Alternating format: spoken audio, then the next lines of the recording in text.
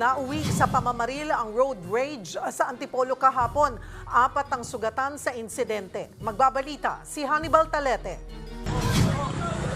Sa kuha ng videong ito, makikitang sinasalag ng lalaking nakaputi ang mga birada ng suntok mula sa 2 rider sa Sitio Kalumpang, Barangay San Jose, Antipolo alas 5 kahapon. Tuloy-tuloy ang pakikipagsuntukan ng mga rider sa lalaki hanggang sa mapagilid. Pilit namang inaawat pero tuloy pa kinukuyog ang lalaki. Sa isa pang anggulo, tuloy lang sa pagsuntok ang mga rider. Pero nag-iba ang kwento nang bumunot na ng baril ang lalaking nakaputi. Sunod-sunod na putok ang pinakawalan ng lalaki. Ang rider, nakasuntukan ng lalaki, bumulagta sa harapan niya. Sinundan pa niya ang mga taong kumuyog at umaawat at pinaputukan. Ilang saglit, nilapitan ng lalaking nakaputi at binuhat ang kasama niya na tinamaan ng bala. Ayaw!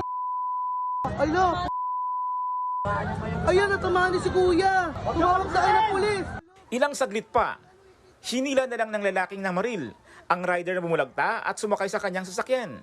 Ang kani-kanina'y road rage na uwi sa barilan. Ang sumunod na video, hinahabol na ng mga pulis ang tumakas sa sasakyan.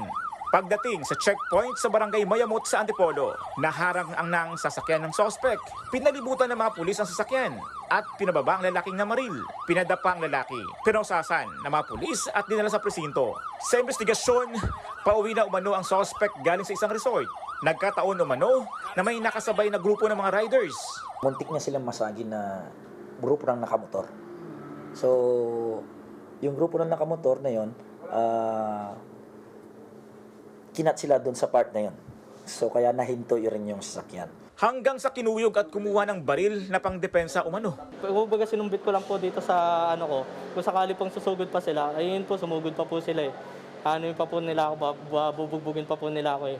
Pero hindi ko naman po talaga intention na ano yun sila, kumbaga pinoprotektahan ko na lang din po yung sarili ko. Ayon sa suspect, Hindi ko po talaga sila nakagitgitan, sila lang po nang gigitgit sa akin. ayon sa pulisya, 4 katao tinamaan ng pamamaril ng suspect.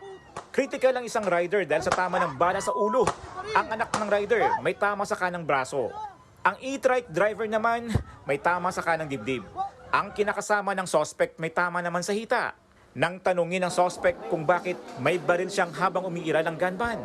Alam ko naman gunban pero hindi naman po talaga intention na gano'n talaga na sa kalsada mga ganyan.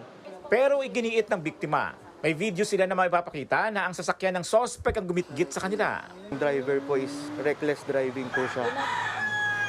Una niya pong nagitgit is yung father ko, sa puwitan niya. Muntik na po siyang sumemplang, buti lang po iniwasan, pero hindi po namin pinansin muna yun.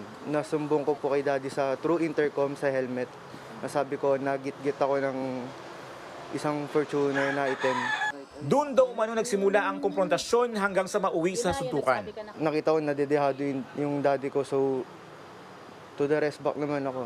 Mahaharap ang suspect ng kasong multiple frustrated homicide at violation of Omnibus Election Code. Patuloy ang investigasyon ng Antipolo Police kaugnay ng insidente. Ako si Hannibal Talete para sa 1PH.